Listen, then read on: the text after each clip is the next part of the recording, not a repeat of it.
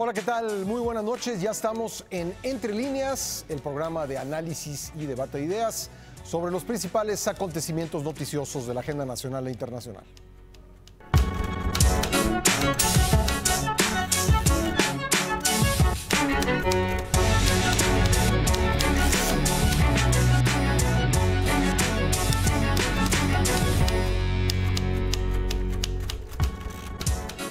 Formalmente el proceso electoral está en el periodo de intercampaña, una suerte de medio tiempo entre la precampaña y la campaña, pero la guerra electoral no para, por el contrario se ha recrudecido.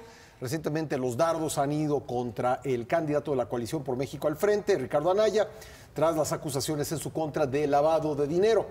Y más aún con el video que dio a conocer la Procuraduría General de la República. ¿Qué es esto? ¿Guerra sucia? ¿Cómo lograremos o cómo lograrán las autoridades que haya piso parejo?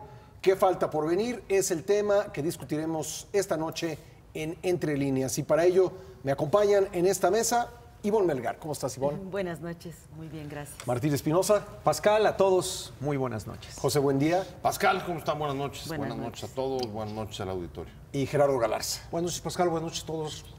A ver, Pepe, comenzamos contigo.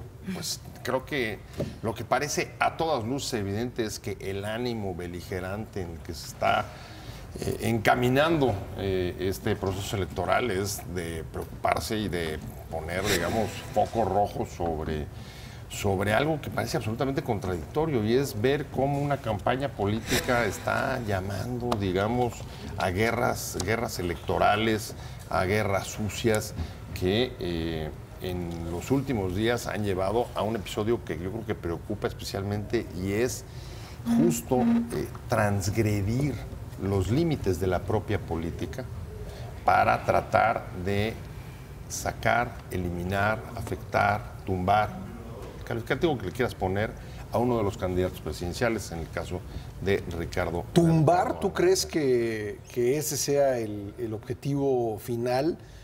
No ha ocurrido en México. La suspensión de los derechos políticos de un candidato, menos aún de un candidato a la presidencia. No sé si a lo mejor en alguna elección de diputado local habrá ocurrido, pero en una contienda presidencial, aplicarle el artículo 38 constitucional, fracción segunda, todavía no sucede.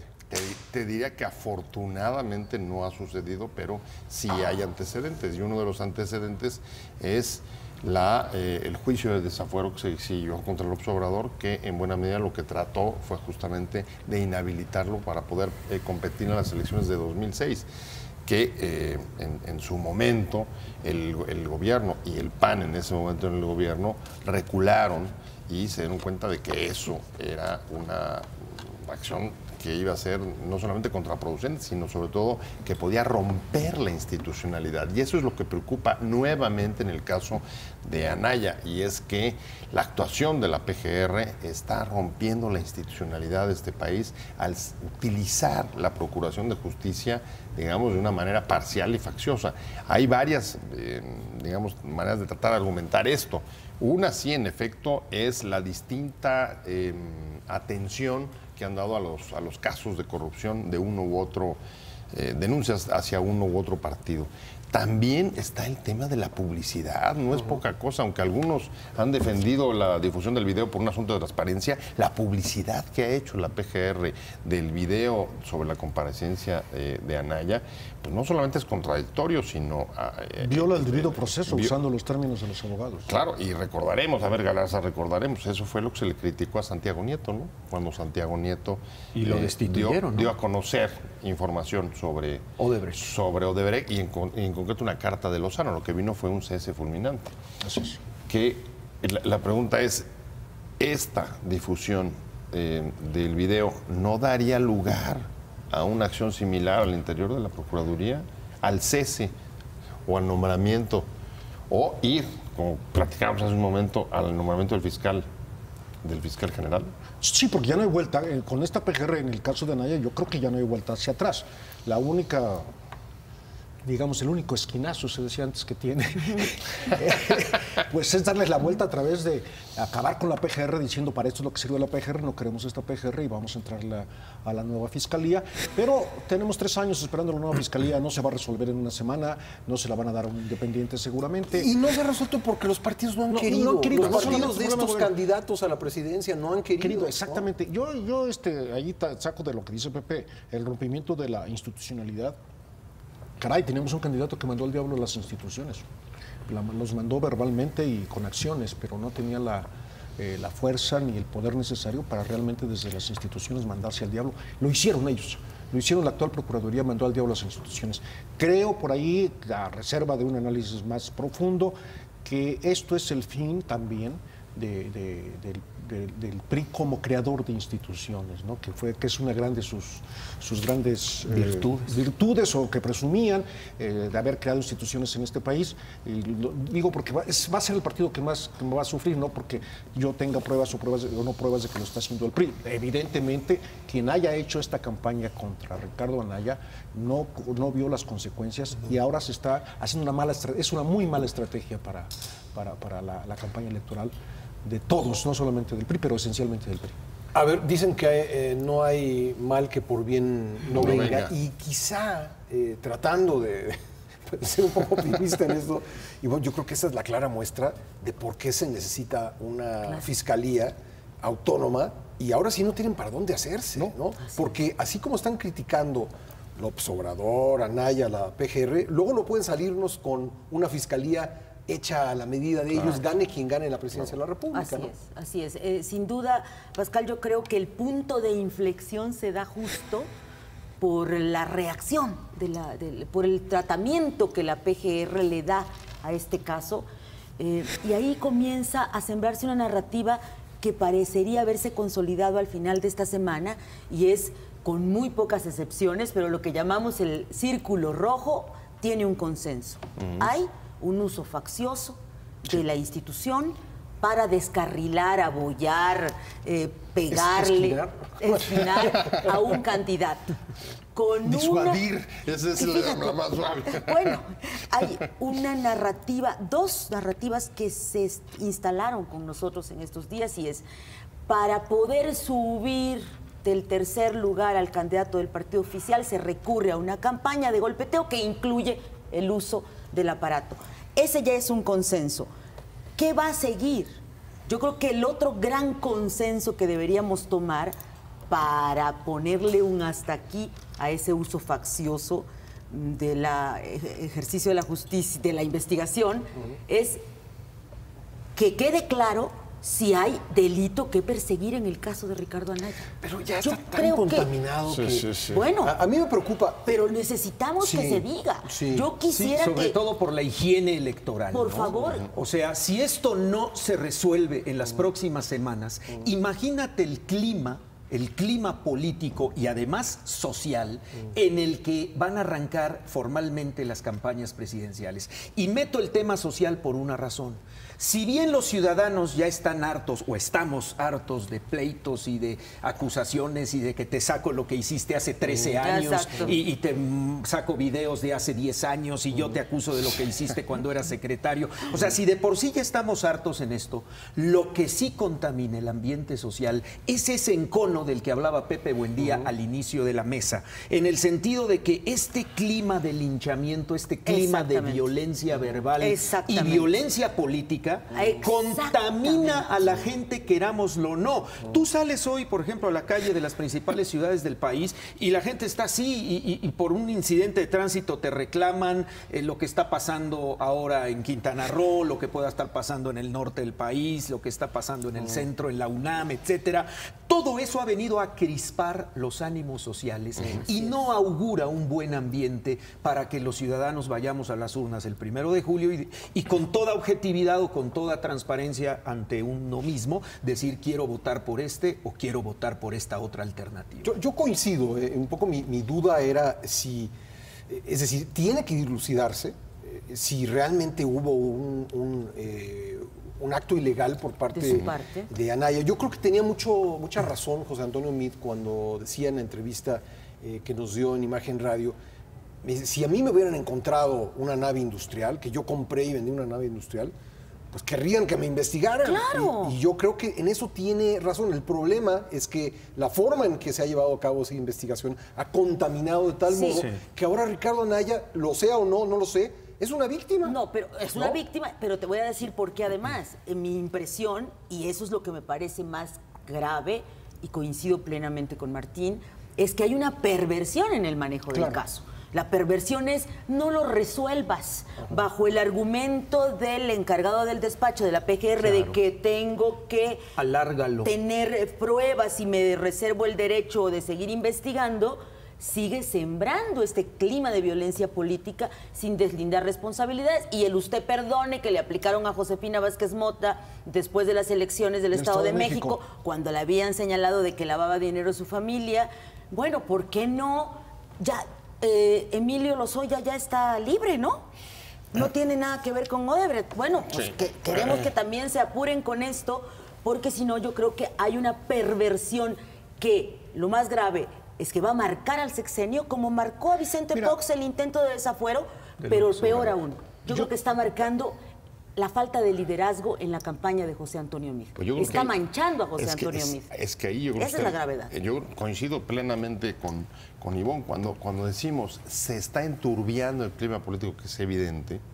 La pregunta es, bueno, ¿y quién lo está y cómo se está enturbiando? Porque sí hay responsables. No, ¿cómo sí sabemos? No, bueno, ¿cómo? Que los responsables habría que saberlo, ¿no? ¿Cómo sí lo estamos? Ese es el punto. Que haya diferencias, que haya contrastes, que en los partidos en una campaña se acusen de corrupción, incluso pidan investigaciones. Eso que nadie se revelen pide que no ocurra, al es contrario, natural, es natural. y hasta bienvenido.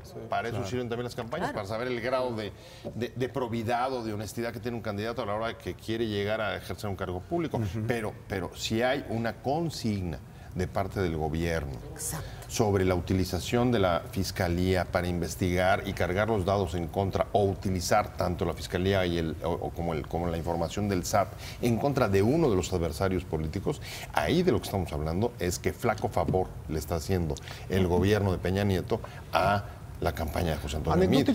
Ya era una carga, digamos, en términos de desaprobación y de negativos. Pero si además le rompe la institucionalidad, lo que le está dejando es un panorama súper peligroso para los últimos, para la campaña, porque evidentemente lo más grave de fondo es que si se rompe la institucionalidad, a lo que conduce es a la violencia política. Ahora, si el propósito era bajar, abollar a Ricardo Anaya, desvielar. Creo que el efecto ha sido el contrario. Las encuestas registran por lo pronto un incremento muy rápido en el nivel de conocimiento de Ricardo Anaya. Y fíjate que antes de los que no lo conocían lo van a conocer. Voy a decir una anécdota que ha ocurrido aquí. Antes del video de la PGR, nos encontramos Pepe Buendía y yo en los pasillos aquí del Grupo Imagen y comentamos el video de la boda, que fue previo, ¿no? Que sí conocía el que nos revelaba un candidato que baila pésimo. Exacto, que no baila, más bien. Es lo peor del mundo, que no sabe bailar. Patoso. Patético. Lo acusamos de no saber bailar. Pero Pepe y yo coincidimos en él y comentábamos, bueno, esto ya no tiene vuelta de hoja y tiene dos salidas, las dos favorables a Anaya. Mediáticamente ya no va a haber para atrás. Una, si lo meten a la cárcel va a ser la gran víctima del sexenio. Exacto. Si no lo meten a la cárcel, se vuelve el superhéroe que venció al sistema. Claro. Y con los que querían un candidato antisistémico ya lo están haciendo. Ya lo estamos viendo. Todavía no acaban los panistas todos, ni los perredistas, de arropar absolutamente a Anaya, pero lo que dice Pascal tiene razón. Por lo menos yo conozco dos encuestas, con las prevenciones que siempre tengo con las encuestas, en donde ya Ricardo Anaya tiene el nivel de conocimiento, no de intención del voto, ojo, el nivel de conocimiento que tenía Andrés Manuel López Obrador después de 18 años de campaña. Casi están juntos. Eso ya lo consiguieron. ¿Tanto? Sí.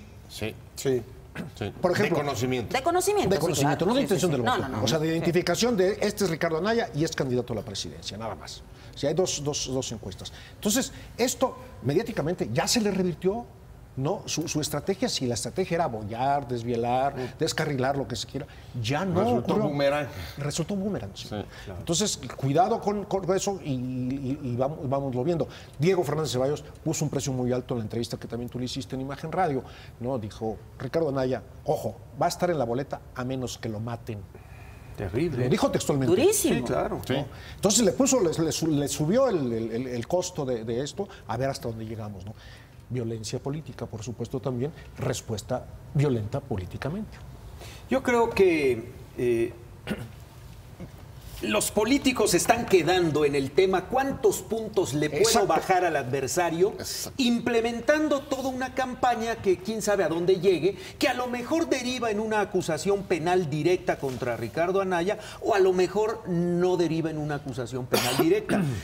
Fíjate dónde se están quedando en el nivel electoral o político electoral del 1 de julio. Pero ¿y después qué va a pasar? Lo que decíamos, ¿cómo queda la PGR? ¿Cómo queda el gobierno? ¿Cómo queda la democracia? ¿Y cómo quedamos los ciudadanos? Los medios también. Y los medios en medio, ¿cómo quedamos toda la sociedad ante un panorama poco claro, poco sólido institucionalmente, donde cualquiera puede hacer uso de una institución siempre y cuando tengas el control de ella para eliminar a un adversario ideológico? Ahora, ¿por qué difundir este video? Yo me lo he preguntado. ¿Tiene que ver con la expresión hijo de puta al final? ¿Tiene que ver con mostrar a Ricardo Anaya en las oficinas de la CEIDO? ¿Con qué tiene que ver? Tendría yo una respuesta. Mi duda duró 72 horas. O sea, desde el miércoles que ocurre dije, ¿por qué? Jueves pensando lo mismo, viernes pensando lo mismo. Platico con varios políticos de diferente signo. Lo que los priistas te dicen, obviamente esto así en voz baja, es la gente se va a dar cuenta que es mentiroso. La gente se dio cuenta que estaba impactado, conducido solo por el jefe Diego. La gente se dio cuenta que es grosero y se exacerba. O sea, la lógica de la campaña, y ahí yo entendí De que hecho, va hay un por dos cartón que carriles. sale a mitad de semana, Ivonne, lo vieron, donde Sí. sale Ricardo Anaya de falda. Ajá, exacto. Una niña Sí, sí, sí. y al lado su papá. Abuelito, dime tú. Ah, Se exactamente. dice, abuelito, dime tú. Y va en ese Sí, sentido. va en ¿no? ese sentido. Entonces, ¿qué entiendo yo? Hay una estrategia de la campaña de mí que ha sido totalmente descalificada por el Círculo Rojo, por, digamos, la opinión publicada, y dice, no es por ahí, pero ellos le están apostando al Círculo Verde, a la gran población y valiéndoles. O sea, yo eso es lo que observo. Pero es claro digamos, si ese fuese el motivo, ¿te parece, Tibón, que queda claramente plasmado ahí Ricardo Anaya como un tipo No. escondido detrás de las faldas del jefe y mira, Diego, grosero? Es decir, No lo sé, es decir, como que uno tarde hasta en encontrar a Ricardo Anaya en el sí, video. sí, es sí, muy sí. difícil interpretar cómo se va a digerir y a vivir lo que en toda la población, ¿no? Y No, pero tu impresión. mi impresión entonces, y es lo que escribíamos un poco ayer en nuestra columna de Excelsior, es lo que estamos observando, y eso sí me atrevo a definir, son los tipos de liderazgos. Tenemos un liderazgo tremendamente fuerte por López Obrador, que pauta y Autoritario. va dosificando cómo se lee esta historia, hasta decir, mire, ustedes me hicieron lo mismo, ¿no? Vemos el liderazgo de Ricardo Anaya, que ha logrado sembrar la idea de soy valiente y puedo enfrentar al sistema, pero dejó tantas sueltos. víctimas en el camino de hacerse de la candidatura, que le falta esa hegemonía de un liderazgo que ha cerrado heridas. Y yo eso es lo que observo. No observo a alguien bajo las faldas de Diego, observo a alguien que tiene muchos para frentes, que tiene a los Calderones enojados, que tiene a los rebeldes enojados, que tiene a Moreno Valle enojado, que tiene a Mancera sentido porque no le terminan de dar su candidatura al Senado, y que en esa falta de cohesión pues se le cuelan los problemas. Y de repente se queda también solo en... Exacto. No hay una defensa vigorosa de todo mundo. Armada, estructurada. No. Bueno, tenemos que hacer una pausa. Regresamos enseguida para continuar este análisis de lo que está ocurriendo más o menos a la mitad de la intercampaña, rumbo al principio de la campaña electoral. Ya volvemos. Ya estamos de vuelta en Entre Líneas, hablando sobre el caso Anaya, que es lo que está dominando, a mi parecer, y creo que en la mesa lo compartimos, el periodo formalmente llamado de intercampaña. Martín.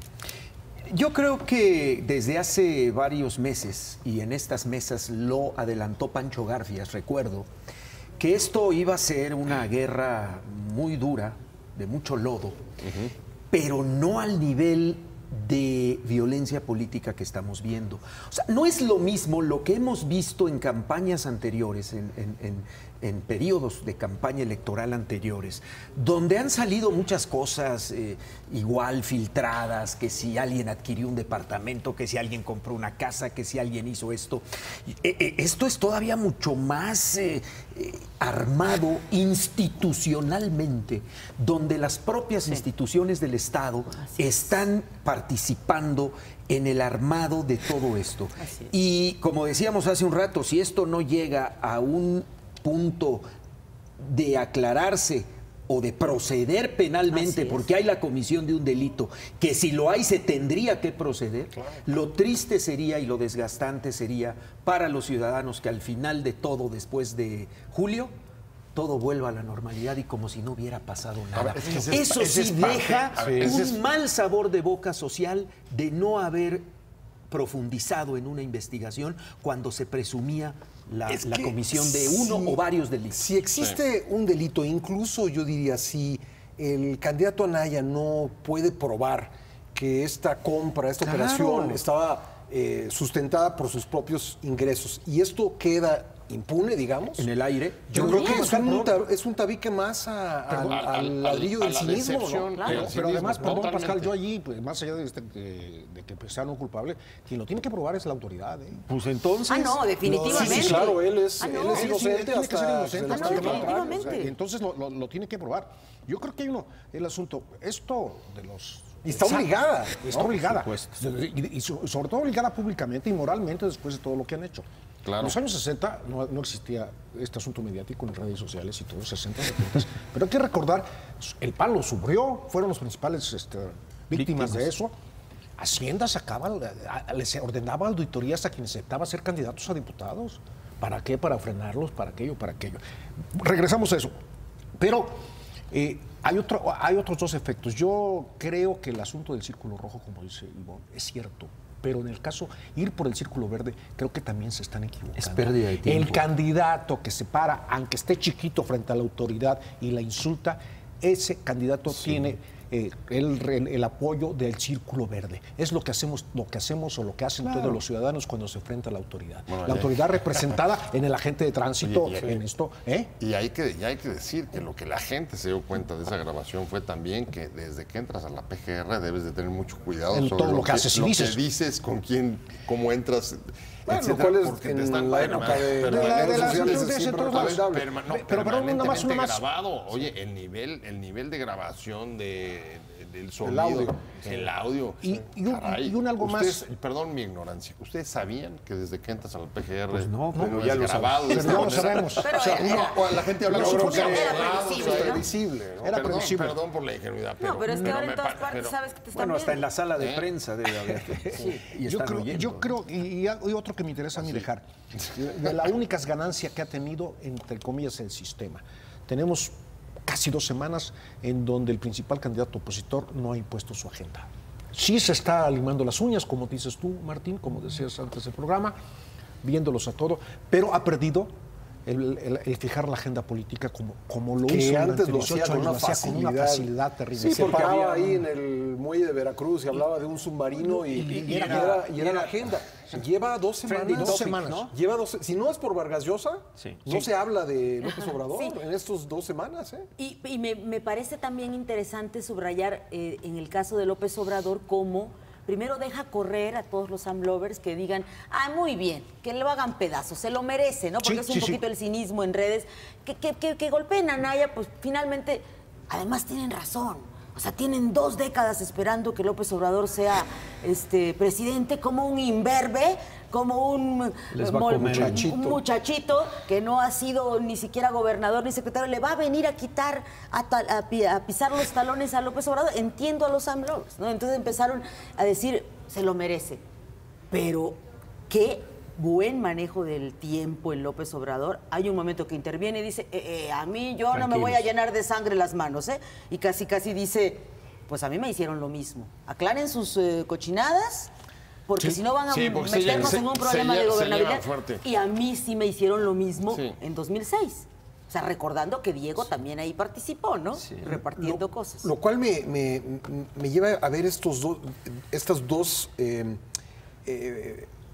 las dos actitudes de los opositores, de López Obrador y de Anaya. López Obrador está instalado en el amor y paz, la amnistía, en el perdón, en la tranquilidad. En mis 10 puntitos administrados. No hace campaña, Anaya está todavía montado en la ola, yo no sé si existente o inexistente, del enojo social.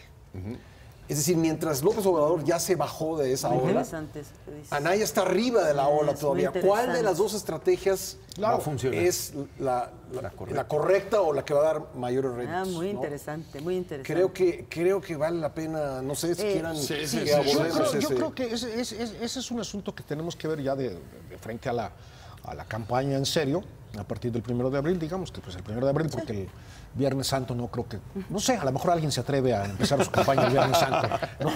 Pero digamos que el sábado santo, 1 de abril, ¿no? Alguien crucificado se va a empezar la campaña. Yo creo que tenemos que ver primero, como dice Martín, se tiene que resolver este asunto de Anaya antes. Si no, va a ser muy violenta. Segundo, ¿qué estrategia va a decir? Hay otra que se está configurando ya y que creo yo que es a lo que van a tener que apostar el candidato del PRI, la estructura priista. Ya no van a apostar a la candidatura, esto va a ser el cambio que yo veo, ya no van a apostar a la candidatura, por muy buen candidato que sea, de José Antonio Meade, porque ya vimos que no se requiere tener un buen candidato, se requiere tener una estructura, y creo que el PRI es el único partido que sigue teniendo en todo el país una gran estructura político-electoral, y a eso va a tener que apostar el PRI, so pena de que sea rebasado, como fue rebasado por López Obrador desde siempre, por la campaña que tiene López Obrador desde hace años, y lo está rebasando ya Anaya, que había empezado adelante, pero ahora mucho más, porque Anaya sí está teniendo, yo sí creo que está teniendo ese crecimiento popularmente. En el círculo verde, donde dicen los priistas que están apretando y que están dirigiéndose a ellos, Anaya está mejor posicionado. En el círculo rojo es muy probable que sí en el círculo rojo, pues digan, bueno, no vamos a votar por él, pero pues sí que se investigue, o bien que no se use la guerra sucia contra él de la manera que se está utilizando. Pero hasta ahí, pero en el círculo verde, cuidado. Yo coincido en buena medida con Galarza. Lo peor de este episodio es que quizá logren, a través de la estrategia contra Anaya, de tumbarle un par de puntitos. ¿Quién sabe? De estancar un poco la candidatura momentáneamente, en el mejor de los casos. Y eso, por supuesto, con un costo institucional que no amerita los escasos resultados que van a lograr. Y frente a eso, pues lo que queda es confiar en los operadores políticos que les están diciendo, no se preocupen, nosotros vamos a sacarles la elección, como ocurrió en el Estado de México. El Estado de México, claramente. Y como pasó también en Coahuila, tranquilos. No pasa nada. La cosa todavía nosotros podemos manejar. La cosa es calmada. Y frente a ellos, sí es interesante esa diferencia. Con una coincidencia entre los dos. Los dos están tratando de encabezar, me refiero a la oposición.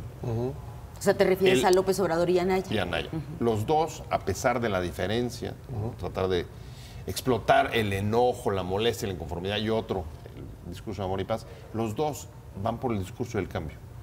En eso coinciden. Sí, por supuesto. Los dos son dos estilos para ir hacia el cambio, ¿no? Así es. Y yo diría, me parece que el dilema que ha puesto en la mesa Pascal Beltrán del Río es el dilema. Yo diría que a estas alturas estamos en ese dilema, es decir, ¿qué cambio queremos?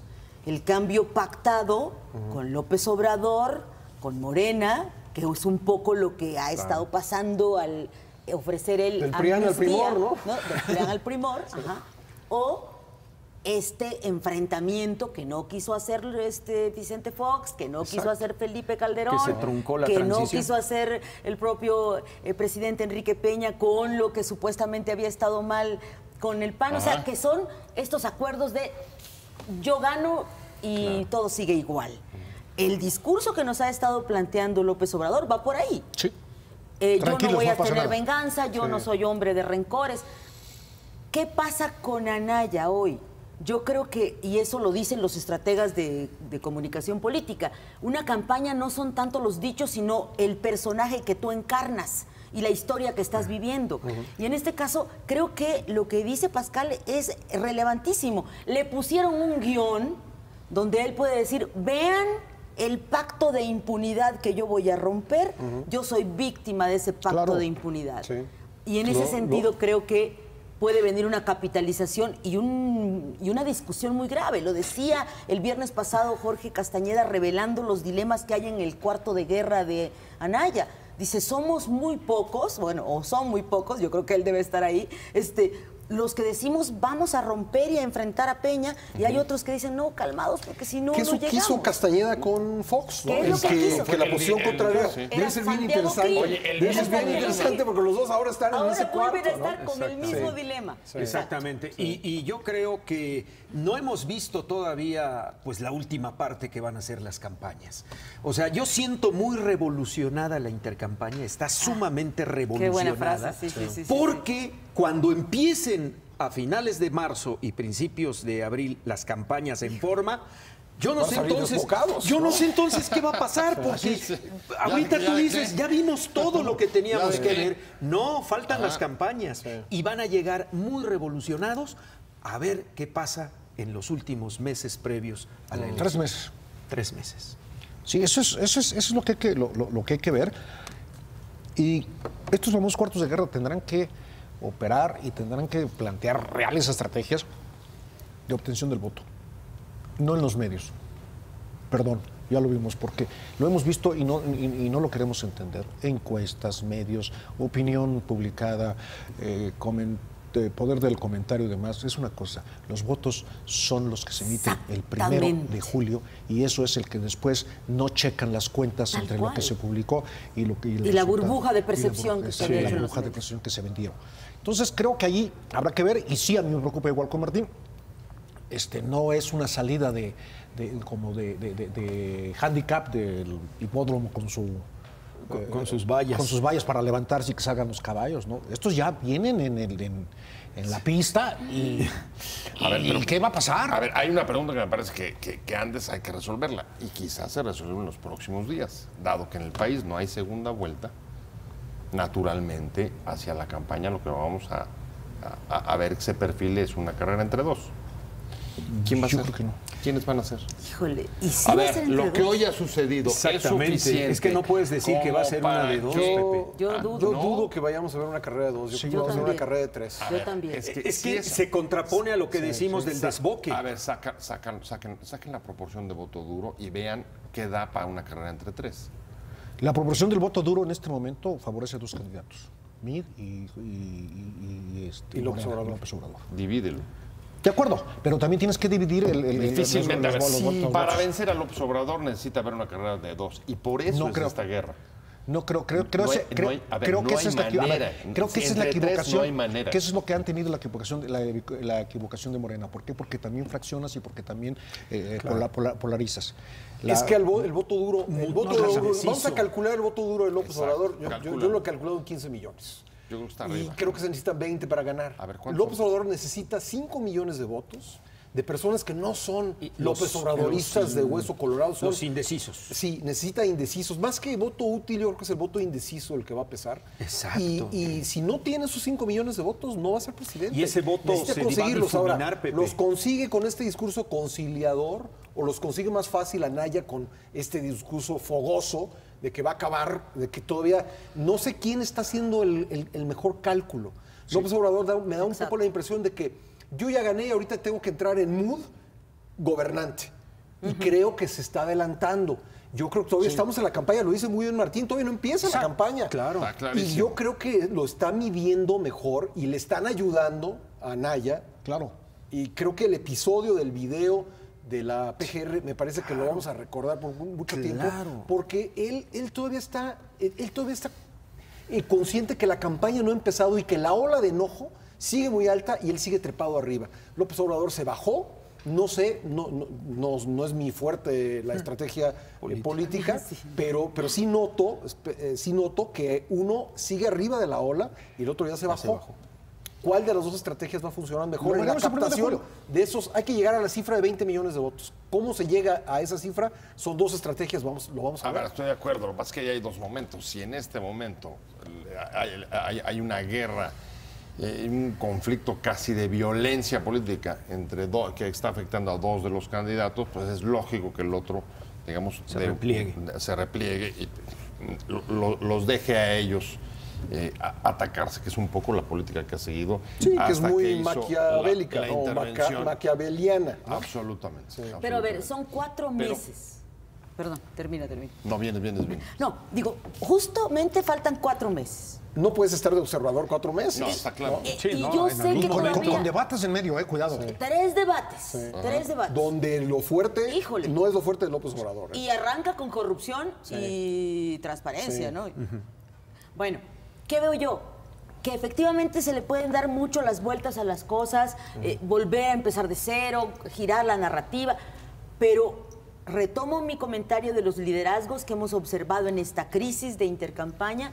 Y yo lo que veo muy grave para José Antonio Meade, que de veras es increíble, yo escucho solo buenas definiciones y caracterizaciones de su persona para quienes lo han tratado, yo no he tenido la oportunidad de hacerlo de manera directa, pero al mismo tiempo lo que dicen los observadores, lo que dicen los propios priistas en corto es que quedó diluido en esta coyuntura. Claro. Se lo chupó la coyuntura, o sea, no se ve su mano en la conducción de esta estrategia de Estado, lo cual lo convierte justamente en el representante de una continuidad que se administra de manera tibia.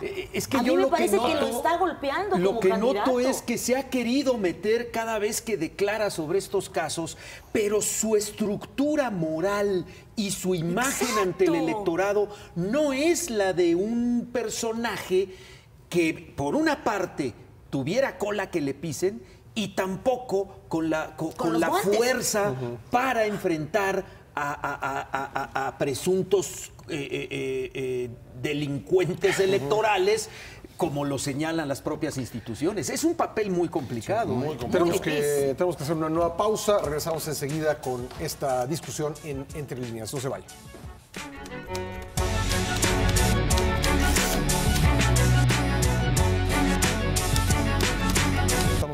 En Entre Líneas, Pepe, buen día. Bueno, Estamos haciendo ahí números. A ver, es que aquí tenemos una discusión de fondo y es, a ver, sobre la mesa hay distintas posiciones. Si la elección va a ser entre 2 o va a ser entre 3, y eso sí cambia las estrategias de todos. Claro. Yo creo que sí va a ser una elección entre 2. Que finalmente, ¿entre cuáles 2? A ver, si como se prevé esto no va a desinflar a Naya, me parece que lo que va a hacer es catapultar a Naya este episodio sobre corrupción y va a ir con López Obrador. Y que la final que veremos será una parejera entre López Obrador y Anaya. Y ahí sí vamos a ver una lucha. Pero es que el voto duro del PRI... entre esas dos estrategias, ¿cuánto es el voto duro del PRI? Son... Mínimo... Como 12 millones. Exacto, como mínimo. 12 millones. Sí, como 12 millones. O sea, esos los va a tener...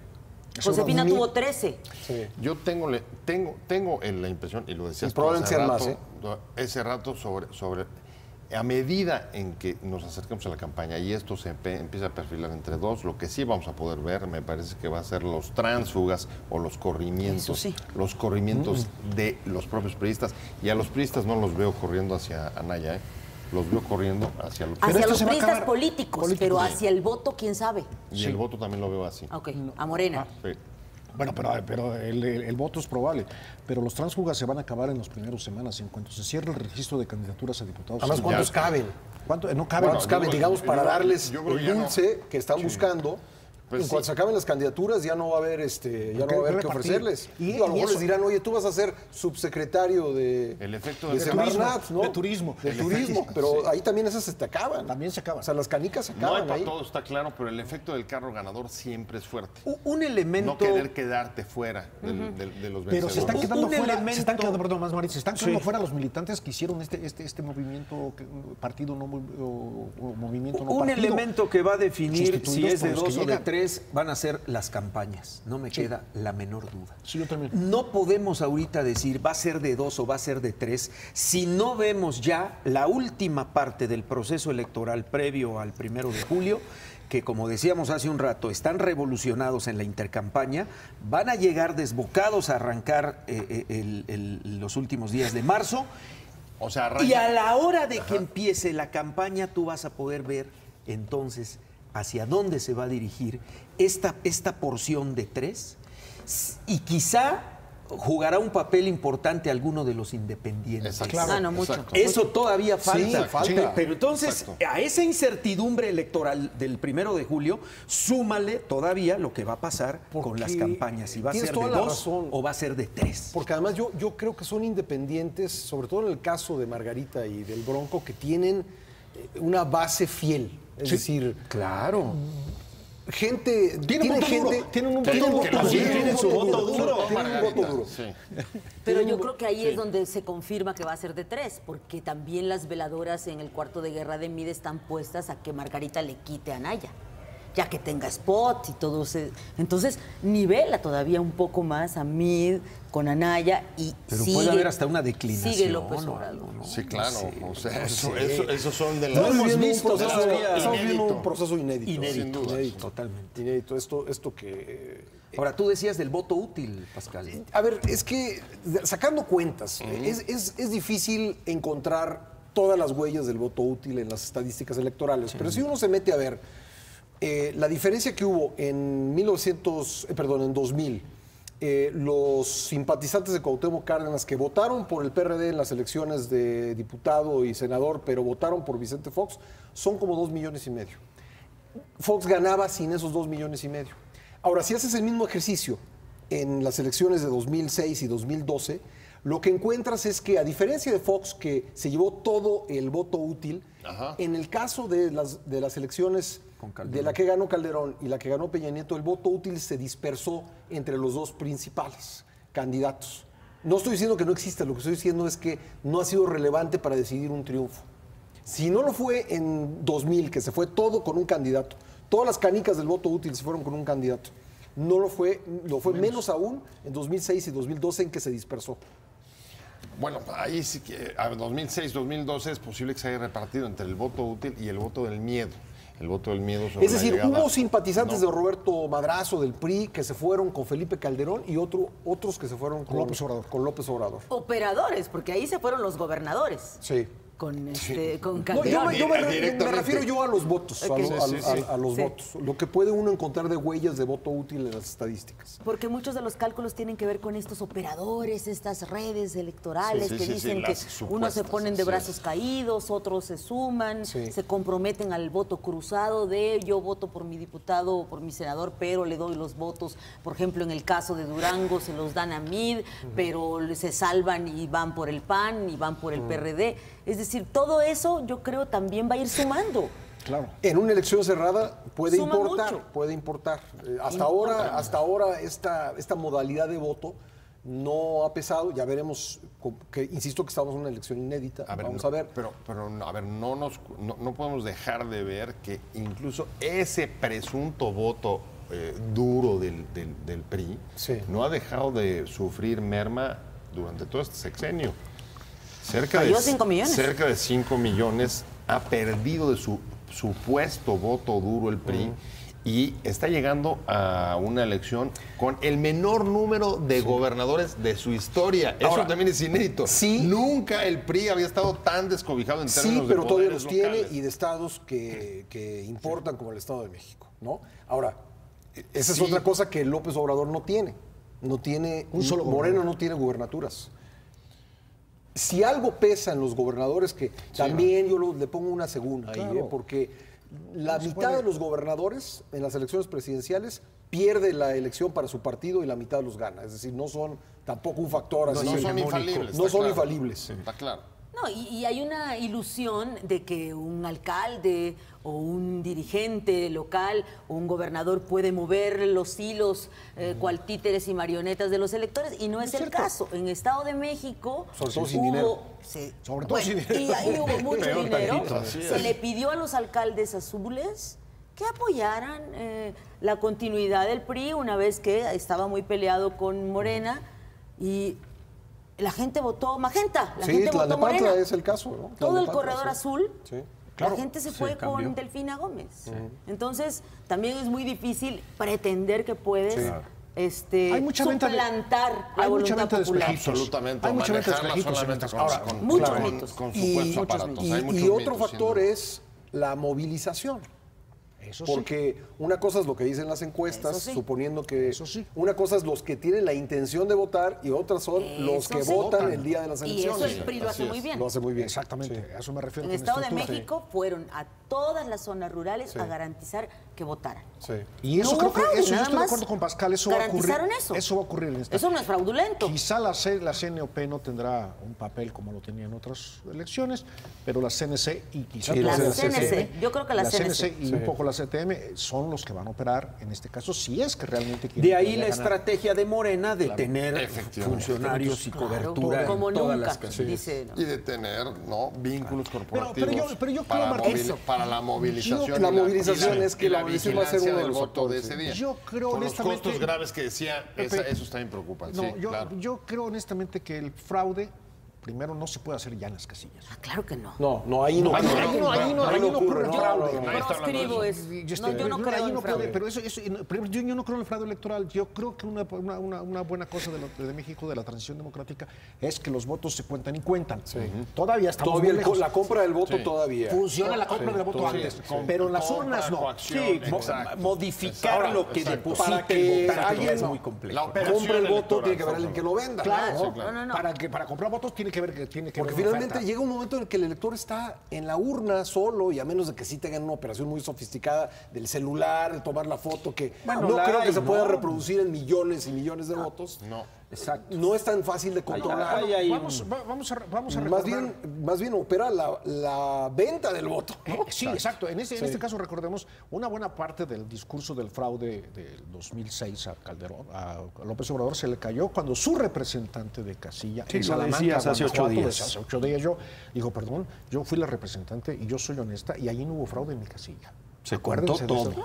eso. Sí. Entonces, desde entonces, yo creo que tenemos 3, 4 elecciones presidenciales, por lo menos desde la 2000, y creo que incluso la intermedia de Ernesto Zedillo, cuando él fue presidente, en donde es muy complicado, y ya no se hace el fraude en las casillas, se hace antes. Se hacía antes, bueno, yo me acuerdo en 1989, en la elección legislativa de Michoacán, la falsificación de las actas, Claro, donde directamente. en segundo Zapato. piso sacaba un candidato 25 votos y arriba le ponían 125, ¿no? O sea, ese es el fraude burdo que ya no se Yo hace. creo que el aparato está actuando hoy porque sabe que es poco lo que puede hacer Claro, el día D. Es poco para hacer la diferencia. es la operación electoral. Sucedió con el Estado de México. Ganó Morena en términos de votos con respecto al PRI. Gracias a sus aliados, el PRI logró sacar adelante a Alfredo del Mazo. Pero ahora ellos saben que lo importante es esta operación de dividir, Antes. fragmentar, pulverizar el voto, comprar y el papel clave de los independientes o de un tercero en discordia que puede, como en el caso de Juan Cepeda, entusiasmar y no va a llegar. Que eso no va a haber, ¿no? Sí, ahora no hay. Es decir, no creo que haya un Juan, no veo un Juan Cepeda. ¿Tú crees, Nacional, ¿no? ¿Tú crees que no pueda crecer Margarita Zavala? Ya lo veremos. Ya lo veremos. Por lo pronto, los que de veras lo tienen bien difícil son los votantes. Muy. De veras, como nunca en la historia. ¿Por quién van a votar? De veras, le preguntan, Sí, hay un- ¿no? En Yo mesas. creo que o a la veces, gente, oye, la ¿quién gente más? sabe por ¿Quién quién vas a no. votar? Decisión, ¿no? La gente ya sabe tienes por quién no. decidido el voto. Más bien. Sí. No, esta sensación que dejan episodios como los que estamos viendo de Guerra Sucia, ese es parte del costo más grave. Del costo. Pues todos son exactamente iguales y no podemos ver ninguna diferencia en ninguno de ellos. Pero ¿cuál sería el peor? ¿Cuál Yo sería creo que hay el un grupo la social continuidad? importante Seguir como vamos. Hay un grupo importante que de ninguna manera va a votar por el PRI. Así De es. ninguna manera. Y otro que ¿Quién no sabe va a por quién va a votar? votar, Sí. pero no va a votar Y por el otro PRI. que Y no va a otro que votar no va a por votar por López Andrés Obrador. Manuel. Por Hagan lo que principio. haga. Por ¿no? principio. O sea, hay un O sea, voto exacto, anti-PRI pudiéramos- y hay un sí, voto anti-AMLO. Y yo digo que ahí es donde le están haciendo daño al personaje que representa al PRI hoy, porque el antipriismo, al visualizarse cómo actúa como aparato, el antipriismo, al ver cómo actúa este gobierno que es priista, pues subraya más su antipriismo. Claro. Y esto Radicalizas, ¿no? que le duele tanto al gobierno que se haya convertido en un referéndum de continuidad o no, pues se profundiza. Yo pienso que se profundiza. Y se me había olvidado decir algo que quería decir desde el principio. Estamos supuestamente transitando hacia la justicia penal acusatoria, ¿no? El nuevo modelo. Sistema penal. Flaco favor le ha hecho este gobierno a la pedagogía del debido proceso Sí. con esta narrativa de culpen ya, castiguen ya al culpable, cuando hasta el propio Chapo tuvo no sé cuántas cosas le quitaron de penas por la violación al debido proceso. Lorenz Cassés se regresó, y muchos, Caro Quintero salió por la falta del debido proceso. Y muchos otros, El contador, y muchos otros el no han licenciado acaba avanzado de salir. durante mucho tiempo justo por problemas de proceso. Exacto. Entonces, ¿cómo se va a digerir esto? Moneda en el aire. Sí, pero grave, y me quedo con la afirmación de Galarza, muy dura, muy dura.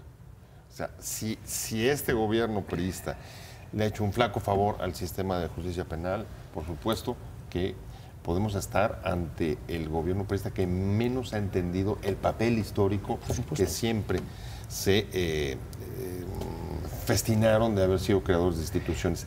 Están justamente convirtiéndose en Depredadores. Depredadores de las instituciones. Creo que López Obrador lo amenazó, nada más porque no tuvo el poder para destruirlo. Para hacerlo. A esto sí lo hicieron sin haberlo amenazado. Así, la utilización facciosa es acabar con las instituciones, ¿no? Así como acabas una institución con fraudes económicos, también políticamente. Este es el fin de la PGR. Es el fin. Es decir, Es más el allá fin de del la fin PGR. legal Claro, no, y de no, lo esto que dice la ley de la se acabó la transformación de la PGR. Fiscalía, yo creo que sí es el último clavo en el ataúd de la PGR, ¿no? Y fíjate que faltan operadores políticos, falta todo eso. Ivonne y Pepe comentábamos hace rato, antes de empezar el programa, a la fineza de que no existe la presencia de Diego Fernández Ceballos en el cumpleaños, en la taquiza que celebró el cumpleaños de José Antonio Meade, ¿no?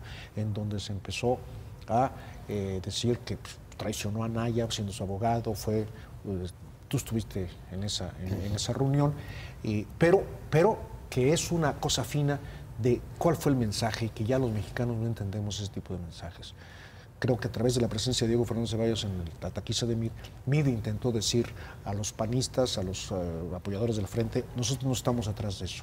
Pero ante toda la suciedad, desde luego. el canal de desagüe en el que se convirtió la PGR, ese detalle político, yo no sé quién lo haya operado, pero quien lo haya operado lo hizo con una gran sensibilidad Ese política. detalle es importante porque en un momento de tanta beligerancia, Exactamente. que además se perfila que pueda grabarse. Entonces hay un mensaje, porque además Diego había sido un tipo muy prudente Por eso, durante este gobierno, en medio, Ahora de lo ese hicieron albañal, enojar, ¿no? en medio de ese albañal, Sí. Pero es muy significativa la presencia de Diego. Cuando pensamos que Diego ya no iba a ser un fiel en la balanza, se volvió ya otra vez punto de referencia. Aparece en este conflicto. Puede ser un al hombre lado que de Anaya, tienda ¿no? puentes y que permita el diálogo, ¿no? en un momento de rispidez y de Pero la PGR no se salva pese a enrarecimiento eso. político. Pese a eso, la PGR no se salva. El querido Federico Arriola, un amigo nuestro, decía, traiciona, ¿no? Jefe Diego a Anaya asistiendo a la taquiza de Pepe Meade. Yo al contrario, lo leí justo como lo lee Galarza, lo leí como, bueno, al menos esta noche no van a ir con una orden de aprehensión por Anaya, ¿no? Igual también se sabe que la frase ha empezado a pulular entre priistas y entre propios críticos del Frente. Que le den ya mate este fin de semana y si no, pues ya se les quedó para siempre, ¿no? Y hay algo que los une todavía, que es el temor a López Obrador, ¿no? Claro. Es decir, hay entre un grupo importante de panistas y un grupo importante de priistas, todavía hay ese factor común donde Diego Fernández Ceballos puede ser un puente, ¿no? Un puente. Y que le pone la vara muy alta al secretario de Gobernación, Alfonso Navarrete Prida, porque pues él tiene la obligación, en términos constitucionales, de la gobernabilidad del país y mantener las mesas de diálogo, ¿no? Ese es otro de los impactos de esta guerra sucia, la débil coordinación que va a poder hacer Navarrete Prida, Gobernación, en el proceso electoral, si sigue rota la interlocución con los partidos, a propósito del episodio de Anaya. Claro. Pues llegamos al final de esta discusión. Muchísimas gracias. Gracias. Gracias a ustedes en casa por haber seguido el programa. Yo soy Pascal Beltrán del Río. Hasta la próxima.